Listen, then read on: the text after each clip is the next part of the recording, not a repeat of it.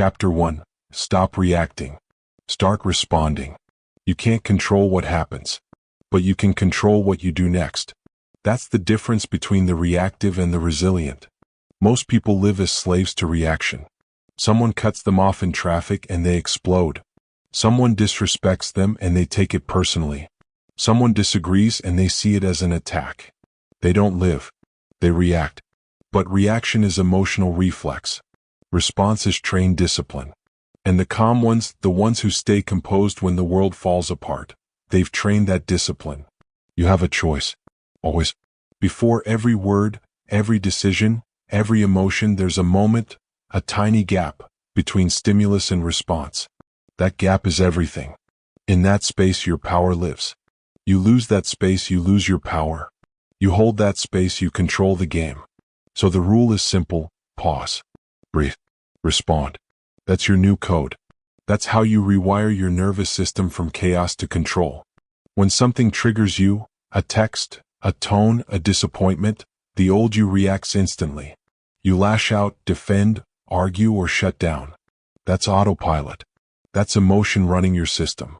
But the new you will stop. The new you will count to 3. 3 seconds of control that change everything. 1. Pause. 2. Breathe. 3. Respond. It sounds simple. But simple doesn't mean easy. Your instincts will fight it. Your ego will want to win the argument. Your emotions will demand revenge. That's why this is training. This is discipline. You are rewiring your automatic response pattern from chaos to calm. Because calm is not passive. Calm is power under control. When you stop reacting, you start leading. Let's look at the masters of response, the ones who've trained calm into muscle memory. Think of Navy SEALs under fire. Bullets are flying, chaos surrounds them, yet their breathing slows. They don't panic. They don't scream. They breathe. They observe. They act with precision. That's not talent. That's training. They've drilled the pause. They've practiced the calm. Or look at a CEO in crisis. The market crashes, a product fails, the media attacks. While others spin out, she pauses, inhales, and asks, "What do we know right now?" That's the 3-second rule in real life. That's composure creating clarity. Both of them, the soldier and the strategist, understand one truth: emotion clouds execution. When you react, you lose vision. When you respond, you gain control. So train it daily. Start with small things. The email that frustrates you, the person who interrupts, the delay that tests your patience. Each one is a rep. Each one is your gym for emotional mastery. Every time you pause before reacting, you grow stronger. Every time you breathe before speaking, you gain power. Every time you respond instead of explode, you build control. Remember the line: pause, breathe, respond. Say it again and again until it's automatic. Reaction is the ego's defense mechanism. Response is the mind's deliberate decision. That's the difference between being emotional and being effective. When you live in reaction, life owns you. When you live in response, you own life. It's not about being emotionless. It's about being emotionally intelligent. You're not suppressing emotion. You're containing it, directing it where it serves you, not where it sabotages you. That's the key. You're not trying to be cold. You're trying to be clear. You're not trying to avoid emotion. You're trying to master it. Because mastery means you decide what deserves your energy. Not everything.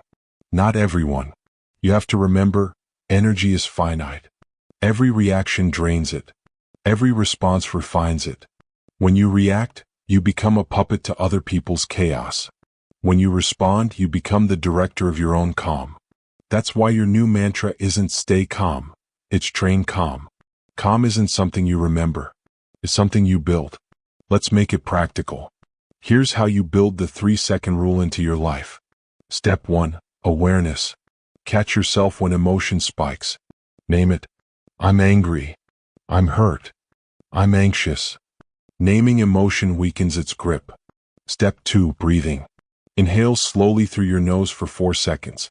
Hold for 4. Exhale through your mouth for 4. That's called box breathing, used by special forces to stay steady under pressure. Step 3. Response framing. Ask one question: what outcome do I want? This shifts your brain from emotion to strategy. Now you're leading your mind instead of following it. And when you do slip, because you will, don't spiral. Reset. Reflect. Replay the moment. Ask, where did I lose the pause? Then visualize doing it right next time. This is how you program discipline into your reflexes. Because here's the truth, calm isn't built in comfort. It's forged in frustration. Every challenge is another rep. Every inconvenience is another test. Most people fail because they train their reaction more than their response. They keep reacting to everything, the news, the comments, the traffic, the people. You can't build resilience that way. So stop feeding your reaction. Start building your response. Pause. Breathe. Respond. That's the code. That's your foundation. When you understand this, you realize something powerful. Nobody can make you angry. Nobody can force you to lose control. They can trigger you, yes. But your reaction? That's yours. Always yours. You don't need their permission to stay calm. You don't need their apology to move forward. You don't need their validation to be at peace. Because peace isn't given. It's chosen. Every single time. From this moment on, you are no longer the emotional reflex of your environment. You are the measured response of your intention. You will walk through chaos and stay composed. You will feel the heat and breathe deeper. You will watch others break and you will stand still. That's not arrogance. That's mastery. That's calm. And every day, every breath, every choice, you'll train it deeper. Until reaction feels foreign and response feels natural. Until calm becomes your native state. Because that's how you rise above the noise. That's how you stay steady in the storm. That's how you take control of your mind, your words, your power. You have a choice. Every moment. React like the world taught you. Or respond like the leader you're becoming. The difference between the two? Everything. So remember this. Pause. Breathe. Respond. That's the start of mastery. That's the foundation of calm. You've learned the first step. Control the gap between trigger and reaction. Now it's time to go deeper. You've mastered your reflex. Next, you'll master your attachment. Chapter 2. Chaos isn't the enemy, your attachment is. Chaos is not your problem. Your attachment is. It's not the event that breaks you. It's your refusal to let it go. It's not the storm. It's your grip on what you think should have been calm. That's the truth most people can't accept. They think if they can just fix everything, control everything, understand everything, then they'll be at peace. But peace doesn't come from control. It comes from clarity. You're not suffering because life is chaotic. You're suffering because you keep trying to make it something it's not. You keep trying to bend reality to match your expectations. Attachment creates suffering. Detachment creates clarity. Say it again. Because that's the code that will free you from chaos forever. Let's make something clear. Detachment is not indifference. It's not about caring less. It's about caring correctly. When you detach, you're not cold. You're clear. You're not avoiding life. You're allowing life to move. Attachment means you're holding on to a person, an outcome, a version of yourself that no longer exists. You replay conversations. You obsess over what went wrong. You cling to what used to be. And every time you do, you give your peace away. The pain isn't in the loss. It's in the clinging. It's in the belief that it was supposed to be different. But nothing was supposed to be anything. It simply is. When you stop arguing with what is, peace returns. You can't stop chaos. You can stop resisting it. That's where calm begins. Attachment creates suffering. Detachment creates clarity. There's a framework for this. It's called Let It Be. Simple words. Life-changing practice. 3 steps. Name it. Accept it. Act on it. First, name it. Label what's real. I'm hurt. I'm angry. I'm disappointed. Naming gives form to the chaos. It turns fog into structure. Second, accept it. Not approve it. Accept it. Acceptance doesn't mean you like it. It means you stop fighting the fact that it exists. You stop wasting energy trying to make it different. That's where emotional power begins to rebuild. Third, act on it. Once you've accepted reality, you can move from emotion to execution. You act with logic, not panic. You move forward, not in circles. Let it be. It's not weakness. It's wisdom. Think about it. When you lose something you loved, a relationship, a job, a dream, the mind doesn't just miss it, it clings to it. It builds stories around it. If only I'd done this, if only they'd stayed, if only it worked out. Those stories are chains. They keep you tied to a moment that no longer exists. The moment you say, let it be, you break those chains. Acceptance doesn't erase the past. It releases its grip on your present.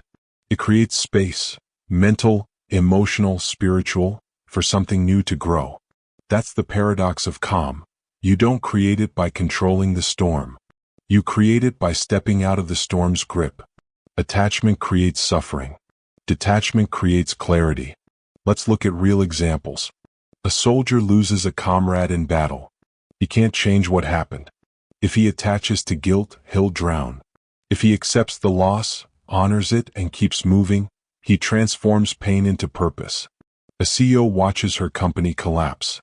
If she attaches to her old identity, she'll freeze. If she accepts the fall and studies the lesson, she rebuilds stronger. A parent watches their child grow distant. If they cling to control, they destroy trust. If they detach from outcome and act from love, connection eventually returns. Every form of chaos becomes manageable the moment you stop demanding that it behave the way you want it to. You don't need the world to calm down. You need to stop clutching at it. The mind loves attachment because attachment feels like control. But it's an illusion. Attachment says, if I just hold on tighter, I'll feel safe. But you don't get safety by holding tighter. You get suffering. You can't hold people forever.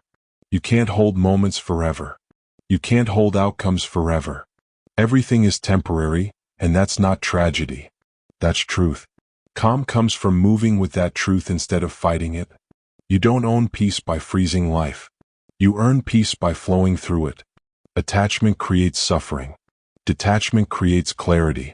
Now let's make it practical. When chaos hits, when you lose something, when something ends, when something breaks, do this. Step 1. Stop resisting. Say to yourself, it's here. This is happening. That sentence dissolves denial. It cuts through the noise of why me and moves you toward what now. Step 2. Drop the story. Stop explaining. Stop justifying. Stop rewriting the past. Let the event exist without your commentary. Step 3. Find your next action.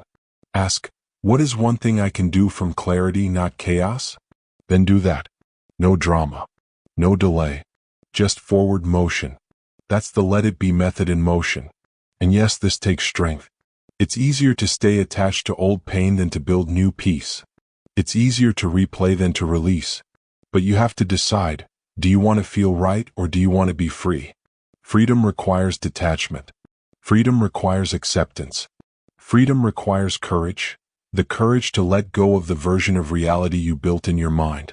Because calm is not what happens when life stops being chaotic. Calm is what happens when you stop needing it to be otherwise. That's the real mastery. You don't need everyone to like you. You don't need every plan to go right. You don't need every door to open. You just need to stop attaching your peace to those outcomes. You can lose something and still stay whole. You can fail and still move forward. You can be misunderstood and still stay calm. Because your peace doesn't depend on their behavior. It depends on your detachment. Attachment creates suffering. Detachment creates clarity. Say it until it becomes instinct. Because clarity is what gives you direction when everything else is falling apart. Here's the reality, you will lose things. People will leave. Plans will collapse. But you will remain. And if you can remain clear, if you can accept and act instead of resist and react, you become unshakable. You stop needing the world to cooperate. You stop begging life to be fair. You start flowing with whatever comes, knowing you can handle it. That's not just resilience. That's mastery of self. Chaos isn't your enemy. It's your mirror. It shows you what you're still attached to. It shows you what you haven't yet accepted. When you feel pain, don't run from it. Read it. Ask, what am I still holding on to that no longer serves me? Then let it be. You don't fight the storm. You stand still and let it pass through you. Because the calm one always wins, not by controlling chaos, but by refusing to be consumed by it. You've learned to let go. You've learned that attachment feeds suffering and detachment feeds strength. Now it's time to take that strength inward, to master not just what you hold but what you say to yourself when it hurts. You've faced the storm. Next, you'll silence the noise inside your own mind. Chapter 3. Master the inner voice before it masters you. You live with a voice that never stops talking. It wakes up before you do. It speaks when no one else is around. It judges. It doubts.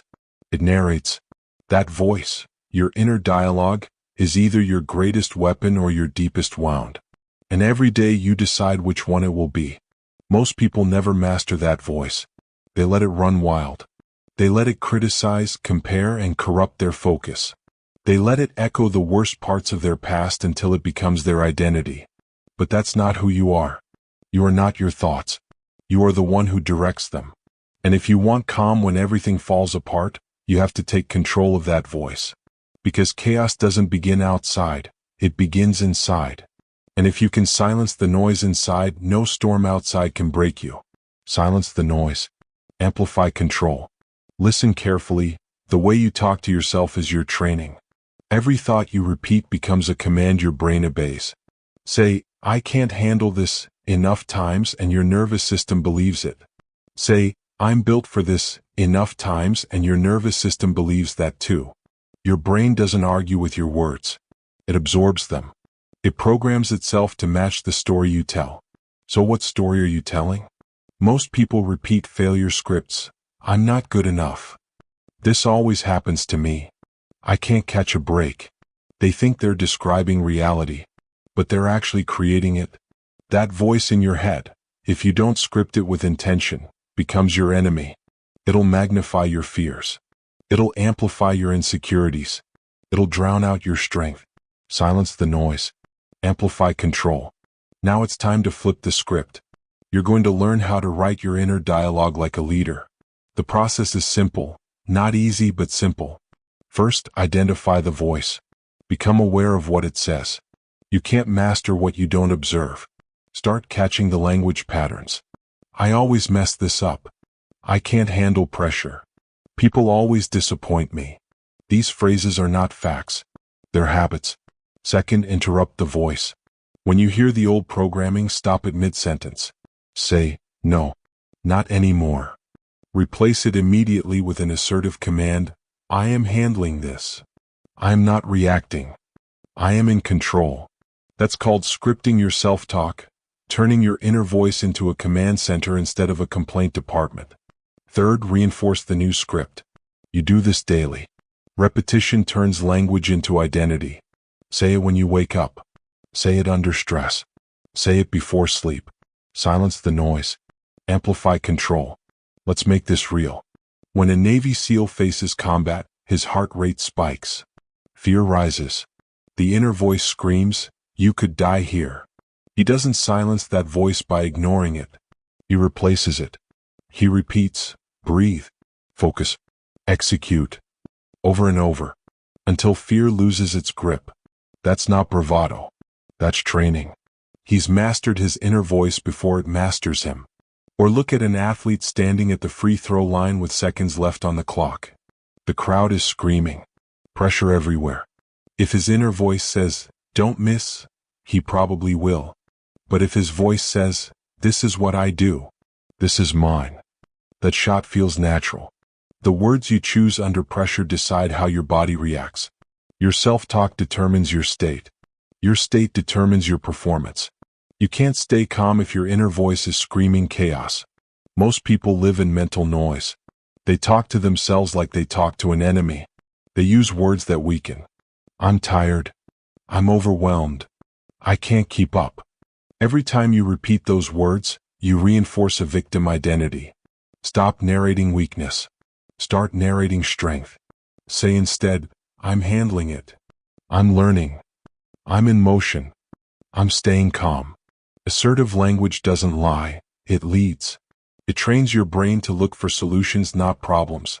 That's how you build mental resilience, through deliberate self-talk that directs energy, not emotion. Silence the noise. Amplify control. Now let's talk about the science behind it, because this isn't just motivational talk. It's neurological fact. Your brain listens to the tone of your inner language more than the content. Say, "I can't," with frustration and your body tenses. Say, "I can," with authority and your body relaxes. That's why calm people sound calm, not because they feel calm first, but because they speak calm first. Your words signal safety to your nervous system. When you tell yourself, "I'm handling this," your breathing slows. When you tell yourself, "I'm falling apart," your body follows. You are programming calm or chaos with every sentence. So choose your sentences wisely. Every word is a switch. Turn the right ones on. Silence the noise. Amplify control. Here's your practical drill. Use it daily. Morning check-in. Before you touch your phone, speak out loud 3 commands. I'm calm. I'm focused. I'm in control. You're priming your mind for direction before distraction. Midday reset. When stress hits, don't react. Breathe once and say, "I respond with control." That one sentence neutralizes emotional spikes. Night reflection. Before bed, repeat, "I did enough. I'm at peace. Tomorrow I'll rise again." This closes your mental loop, preventing overthinking. These are not affirmations. They're instructions. And when you give your brain clear, confident instructions, it listens. But here's the trap. Your mind will try to fight back. The old voice will whisper, "This is fake. You're not calm. You're pretending." That's fine. Let it talk. Your job is not to argue with the voice, it's to override it. The mind repeats what's familiar, not what's true. Keep repeating the new script until it becomes familiar. That's how you rewire identity. You're not waiting for belief. You're building belief. Silence the noise. Amplify control. Every time you hear the old noise, the doubt, the criticism, the anxiety, imagine turning a volume knob. Lower the volume. Raise the volume on your new voice. You'll feel the shift. You'll hear the difference. It's not about silencing all thoughts. It's about amplifying the right ones. It's about speaking with clarity until chaos has no room to echo. You're not a victim of your inner voice. You're its architect. So here's the truth. Your inner dialogue will either build your peace or destroy it. It will either feed your calm or fuel your chaos. That's why self-talk isn't just language, it's leadership. You're leading your mind every time you open your mouth, even when no one else hears it. Say what you want to become. Think what you want to feel. Command what you want to create. That's how you take control of the voice that controls everything. Because calm doesn't begin with silence around you. It begins with silence within you. Silence the noise. Amplify control. You've now learned to master your inner voice, to turn it from a wound into a weapon. You've learned to rewrite your mental script with precision, with control, with calm. Next, you'll take that mastery further, to transform pain itself into power. Because calm isn't just about peace. It's about transformation. You've silenced the noise. Now it's time to harness the pain. Chapter 4. Turn emotional pain into mental power. Pain changes people. But how it changes you, that's your choice. Pain can break you. Or pain can build you. It can close your heart or it can sharpen your mind. The difference isn't in the event. The difference is in the interpretation. Every heartbreak, every betrayal, every setback, they all carry data. Information about who you are, what you value, and where your limits are. Pain is feedback. It's not identity. You can use it as evidence of your weakness or as instruction for your evolution. You decide. Pain is not punishment. Pain is preparation. Let's get one thing straight. Pain doesn't mean you did something wrong. It means you're alive. It means you cared. It means you tried. The most dangerous lie in self-development is that pain equals failure. That if you're hurting, you're broken. No. If you're hurting, you're growing. Growth hurts because it stretches who you were into who you need to become. That's the process. That's the work. The people who become mentally unshakable are not the ones who avoid pain. They're the ones who extract the lesson from it. They see pain as a message, not a sentence. They ask, "What is this trying to teach me?" instead of, "Why is this happening to me?" That's the shift from suffering to strength. Pain is not punishment. Pain is preparation. Let's look at the best in the world. The athletes who fail publicly, on the biggest stage possible. They lose championships by a single point, a single moment, a single mistake. And yet they come back stronger. Why? Because they study the pain. They replay the loss, not to wallow in it, but to extract the data. Where did focus break? Where did emotion take over? What needs to change in the system? That's emotional mastery. That's pain transformed into performance. They don't personalize it, they process it. They don't say, I'm a loser. They say, I lost. What can I learn? They don't say, it wasn't fair. They say, it happened. What's next? They use pain as proof they still have more to give.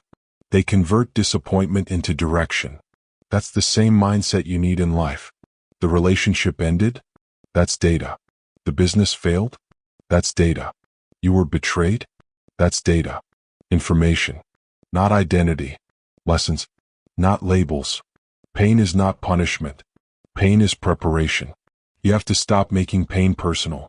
Stop turning every loss into a story about your worth. Pain isn't here to insult you. It's here to instruct you. You don't heal by asking, why me? You heal by asking, what now? Every painful experience carries a code, something that reveals where you were blind, where you were naive, where you were untrained. Once you decode it, pain becomes your professor. And once you learn the lesson, the pain has served its purpose. But if you resist it, deny it, or run from it, you'll repeat it. Because life will keep sending the same pain until you extract its lesson. That's not cruelty. That's training. Pain is not punishment. Pain is preparation. Think about your past. Every time you thought, I'll never get over this, you did. Every heartbreak you thought would destroy you, it didn't. Every loss you thought would end you, it didn't. You're still here. Stronger. Wiser. Clear. That's because pain doesn't erase you. It refines you. It burns away illusion. It exposes truth. The person you are today was forged in moments of pain, the ones you thought you couldn't handle but somehow did. So stop seeing pain as a curse. Start seeing it as confirmation you're evolving. The fact that it hurts means it matters. The fact that it matters means it's teaching you something you can't learn any other way. Pain is not punishment. Pain is preparation. Now let's make it practical. Here's how you turn emotional pain into mental power. Step 1. Feel it without becoming it. Stop pretending you're fine. Feel the emotion fully, but don't build a home in it. Say, I'm feeling pain right now, not, I am pain. Language matters. It creates distance between you and the feeling. Step 2. Write the lesson. Ask, what did this teach me about myself? Maybe it taught you to stop ignoring red flags. Maybe it showed you you're stronger than you thought. Maybe it revealed what really matters to you. Document the data. That's your training manual for next time. Step 3. Convert it into action. Take one small, clear step forward. Move your body. Refocus your mind. Create momentum. Pain that sits still becomes poison. Pain that moves becomes power. You can't think your way out of pain. You have to act your way through it. Pain is not punishment. Pain is preparation. Let me tell you something the strong already know. Pain is the entry fee for purpose. Every meaningful thing you'll ever do, every success, every connection, every victory, will require you to walk through pain to reach it. That's the price. And if you can pay it with patience, it'll buy you resilience. The ones who win long-term aren't the ones who feel less pain. They're the ones who know how to use it. They take heartbreak and turn it into hunger. They take rejection and turn it into refinement. They take disappointment and turn it into discipline. Pain teaches humility. Pain teaches awareness. Pain teaches discipline. It's the ultimate equalizer and the ultimate educator. But only if you let it. Pain is not punishment. Pain is preparation. The next time pain hits, don't ask, why is this happening to me? Ask, what is this preparing me for? That question changes everything. It shifts your brain from victim to visionary, from panic to purpose. You start to see your scars as symbols, not of damage but of data collected through survival. Every scar tells you, I learned something here. That's how you convert pain into wisdom and wisdom into power. You can't control the fact that pain will come, but you can control what it builds in you. You can choose to stay bitter or get better. You can choose to see punishment or preparation. Every time you choose preparation, you become stronger than before. Every time you choose growth, you reduce pain's power over you. That's how resilience is born, through repetition of recovery. Through the consistent choice to use what hurt you instead of hiding from it. Pain is not punishment. Pain is preparation. You've learned to take pain and turn it into instruction. You've learned to read the data instead of drowning in the emotion. And now you're ready for the next level of mastery, training calm into your very body. Because mindset alone isn't enough. You have to condition your physical state to hold that calm. You've trained your thoughts. Now you'll train your body. Chapter 5. The Discipline of Calm. Training your nervous system. Everyone talks about calm like it's a mindset. They treat it like a quote, a mood, a nice idea. But calm isn't mindset alone. Calm is conditioning. It's not just mental, it's physical. You don't think yourself calm, you train yourself calm. Your nervous system determines how you respond under stress. If you've never trained it, chaos will always win. If you've conditioned it, you can stand steady when everything around you shakes. That's the difference between losing control and owning the moment. Between panic and power. Train calm like you train strength. Here's what most people never learn. Your body speaks to your brain louder than your thoughts ever will. Your breath, your posture, your physical stillness, these are all signals. Signals that tell your brain whether it's safe or under threat. When your breathing is shallow, your shoulders are tense, your body is rigid, your mind reads danger. When your breathing is slow, your posture is upright, your muscles are relaxed, your mind reads safety. Calm isn't just the absence of chaos. Calm is your body sending a safety signal strong enough to override fear. That's why this chapter is not about what to think. It's about how to train. Train calm like you train strength. Let's start with the first drill. Slow breathing. Your breath is the remote control of your nervous system. Fast, shallow breaths trigger your fight or flight response. Slow, controlled breaths activate the parasympathetic system, the one that tells your brain, we're okay. When chaos hits, your breath is your first weapon. Don't react. Don't rush. Don't let adrenaline dictate the rhythm. Here's your method. Inhale through the nose for 4 seconds. Hold for 2. Exhale slowly through the mouth for 6. Do it 5 times. Do it until your shoulders drop. Do it until your heartbeat starts to sync with your breath. It's not magic. It's biology. You are literally telling your brain, stand down. We are safe. Every controlled breath is a micro-victory over chaos. Every slow exhale is an act of command. Train calm like you train strength. Now let's move to posture correction. You can't project calm if your body is curled into defeat. You can't command focus if your chest is collapsed and your eyes are low. Your posture is a broadcast to your brain. When you slump, your body whispers, we're losing. When you stand tall, your body declares, we're in control. This is why great leaders, athletes, and warriors all train their stance, not for appearance but for regulation. So when life hits hard, do this. Straighten your spine. Lift your head. Relax your jaw. Plant your feet evenly. It sounds simple, but it's not. Because when you're stressed, your body naturally wants to protect itself, to shrink. Your job is to resist that reflex. Stand open. Stay grounded. Signal safety through presence, not panic. That's how posture becomes psychology. That's how physical discipline creates emotional discipline. Train calm like you train strength. Now for the third drill, stillness. Stillness is power. It's not inactivity. It's control. Most people can't be still because silence exposes their anxiety. They need noise, movement, distraction, anything to drown out their own unease. But mastery begins when you can sit still and remain centered. When you can hold calm without needing anything external to anchor you. So train stillness. Sit. Feet grounded. Eyes closed. Breathe slow. 5 minutes a day. No scrolling, no multitasking, no stimulation. You're not doing nothing. You're doing everything. You're teaching your body to be its own anchor.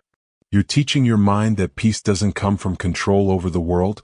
It comes from control over yourself. Train calm like you train strength. Let's tie it together. Breath, posture, stillness.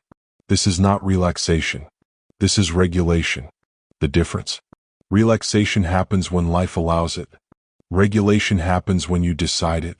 This is how elite soldiers stay composed under fire. This is how surgeons stay focused in chaos. This is how the mentally unshakable operate. They've trained their bodies to send the right signals before the mind even catches up. They don't wait for calm, they create it. They know that chaos doesn't make them lose control, their untrained system does. So they train it daily. You must do the same. Because calm isn't for comfort. Calm is for command. And command is what keeps you functional when others freeze. Train calm like you train strength. Understand this truth. Calm is not passive. It's not softness. It's structure. It's the state that allows you to think clearly, act precisely, and lead decisively. It's the state that separates reaction from response. And the key to building it is consistency. Every time you slow your breath, you reinforce control. Every time you correct your posture, you remind your brain you're safe. Every time you practice stillness, you increase your threshold for stress. This is your daily discipline, not for show but for survival. Because life will always test your nervous system. The question is whether it collapses under pressure or holds steady under command. Train calm like you train strength. When you wake up, start with breath. When stress hits, fix your posture. When you feel lost, practice stillness. These are your drills. Simple, direct, unbreakable. You are conditioning your body to obey your will. You are training your system to stay functional under fire. Because the world doesn't reward panic. It rewards control. And the calmest one in the room always has the advantage. That calmness will not come by accident. It will come because you earned it. Because you trained it. Because you built it rep by rep, breath by breath, moment by moment. Train calm like you train strength. When chaos comes, and it will, remember this, your body is your first line of defense. Your breath is your weapon. Your posture is your armor. Your stillness is your shield. Train them daily, and no external storm will be able to pull you apart inside. This is the discipline of calm. This is the edge of the unshakable. This is the resilience code in its final form. You've learned to respond, not react. You've learned to detach, not resist. You've learned to master your inner voice, and now, you've learned to command your body. This is what it means to stay calm when everything falls apart. Because when the world loses its grip, you won't. When others spiral, you'll stand. When fear floods the room, you'll breathe deeper. You'll be the one who stays centered, not by luck, not by accident, but by design. That's what mastery looks like. That's what resilience feels like. And that's how calm becomes strength. Train calm like you train strength. This is the end of the lesson, but not the end of your training. Your calm is now your craft. Your nervous system is your weapon. Every breath is a rep. Every still moment is a set. Every day is another round of training. Stay consistent. Stay grounded. The storms won't stop, but neither will you. Because now you know the truth, you don't wait for calm. You create it. Train calm like you train strength. Always.